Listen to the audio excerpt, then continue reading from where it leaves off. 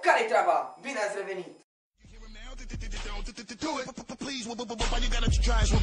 We already know that you be the nicest, so now I'ma come and kill him, get him, hit him, and finish him, and bang him in the head, and diminish him, and then I'll hit him and giving him a minimum. Keeping it coming and killing him. Then he gotta be drilling them. Nigga, they gotta be feeling them. Spitting lithium, see the way a nigga be spilling them and getting them stupid to the point where there's no forgiving them. Hoping you're listening and you're paying attention and you're witnessing the way that I be cushioning the mic and getting in the zone. I be flattening and packing and people from the front to the back and then got me.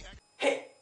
Astăzi vom vorbi despre o oroare care i-a terorizat pe părinții noștri, ne terorizează pe noi și o să-i terorizeze și pe copiii noștri. Nu este vorba nici despre fantome, nici despre vampiri, nici despre vârcolaci, nici despre zombi, nici despre orice monstru existent pe lumea asta. Este vorba doar despre un singur lucru. Școala.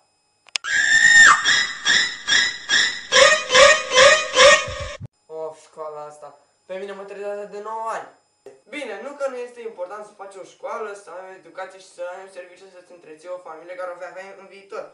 Dar chiar ne terorizează. Nu mai avem timp de nimic. De exemplu, cum este școala în realitate? Păi, așa. Cum o vedem noi de fapt? Așa. Cum am vrea să o vedem? Așa. Și evident nu pot pleca fără să vă arăt niște videoclipe. Pentru că în clipul de astăzi vă voi arăta un om care ne va arăta o schemă de parcurs.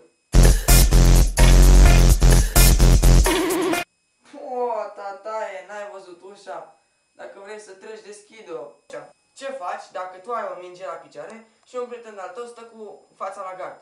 Păi, vrei să-i dai cu mingea în cur, nu?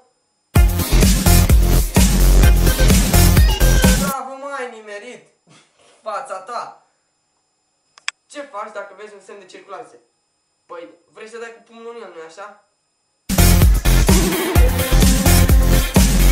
Și aplaudați băiatul, a dat lovitura de 20! Și în final vreau să vă spun ca pentru următorul clip să lăsați întrebări și provocări. Ce vreți voi să știți sau să vedeți că o să fac. Deci, sper că v-a plăcut și acest videoclip. Dacă v-a plăcut, dați like, share și subscribe și până data viitoare vă spun ciao, yo!